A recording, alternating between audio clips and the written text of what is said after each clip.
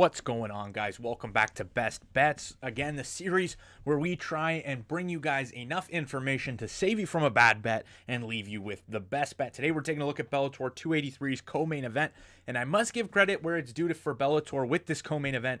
But when the Sidney Outlaw versus Pitbull main event fell through, this masterpiece dropped into their lap.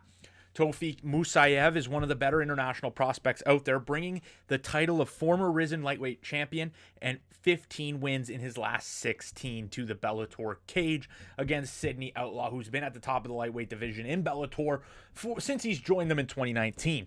So without further ado, we'll get into their past fights and try and leave you with the best bet. If you enjoy this content, hit that like button and subscribe. But without further ado, let's get straight into it.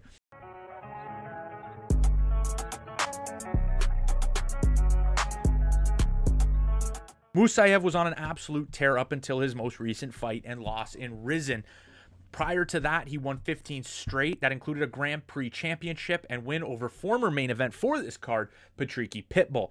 In the Pitbull fight, he really showed the depth of his ability in mixed martial arts. He pairs slick hands with powerful kicks and the ability to grapple when he wants. He really did it all in this fight, and every moment he looked like the faster, more explosive fighter.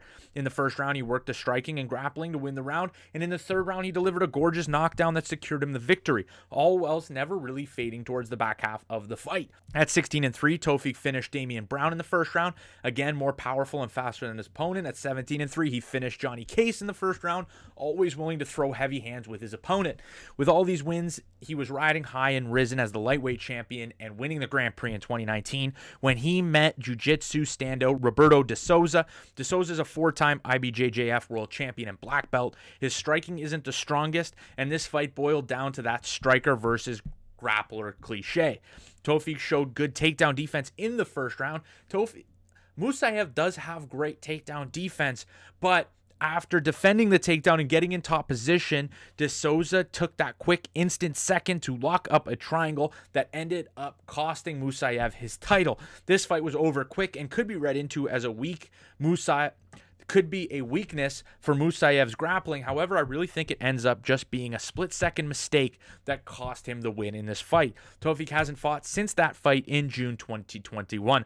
Although he showed solid grappling in the Patricky Pitbull fight, he is more of a striker than anything else, and he'll be a very dangerous opponent at every moment in this fight, that as long as it remains on the feet. Sidney Outlaw, on the other hand, burst onto the Bellator scene and has been a top lightweight contender since 2019. Starting his career 5-3, he's gone 11-1 since. He's a decorated grappler with a black belt under Renzo Gracie, and he trains with elite fighters at American Top Team.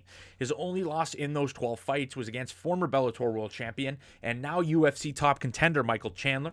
Outlaw kept his hands low in this fight, and against elite strikers, it is a very dangerous thing to do. He was able to land shots in this fight, however, his defense was punished.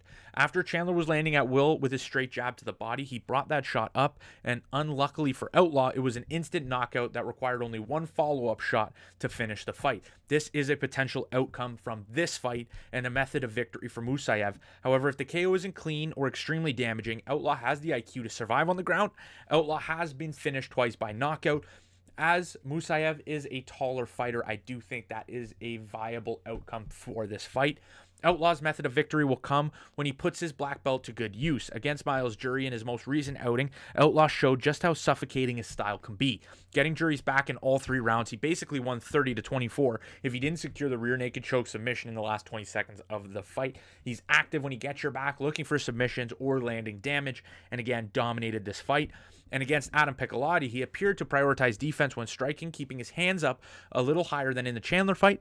He took this fight to his stratosphere in the first minute of the fight, and from that point, he held a dominant position for 3 of the next 4 minutes. Piccolotti did threaten with a rear naked choke a couple times in this fight, so it wasn't all Outlaw, but for the most part, all the rounds were his. In the second, it was actually Piccolotti who engaged the grappling first. Both guys, again, see themselves in dominant positions. However, Outlaw was on top for about 3.5 minutes, whereas Piccolotti had about 30 seconds, chasing a rear naked choke for about 15 of them. In the third round, again, much of the same. So in this fight, again, it boils down to the striker versus the grappler. I would have been a little more confident if Sidney was the taller fighter in this fight, but Musayev is going to have the benefit of striking down, which could benefit him. He's going to move forward. He's going to push the pace. But if Outlaw gets this fight to the ground, I think he'll be in his wheelhouse and he'll be able to do good things there. But Musayev is no slouch when it comes to his defense. And Sidney struggles to find submissions. He found that Myles jury submission real late. He struggled to find a submission at all during that fight against Myles jury where he was dominant, or against Piccolotti, but he did take control of these positions. I don't know how well he's going to be able to do that against Musayev, so it's going to be very, very interesting for me. In my opinion, the odds have not come out for this fight yet, but I think that at plus money, if the plus ranges from anywhere plus 160 or above for either of the fighters, I will take that line. And again, the Musayev side, I might look for a plus 400 on finish, or for the Sidney Outlaw side, I would just bet him straight up because, again, the submission is possible, the decision is possible. I think he's, with his opportunity to win, he splits his prop by 50%. So we're just gonna have to keep our eyes out for this bet. I hope I brought you guys some good content here. If you guys enjoyed, remember to smash that like button and subscribe. But I will see you guys in the next one so we can keep beating up on the sports books.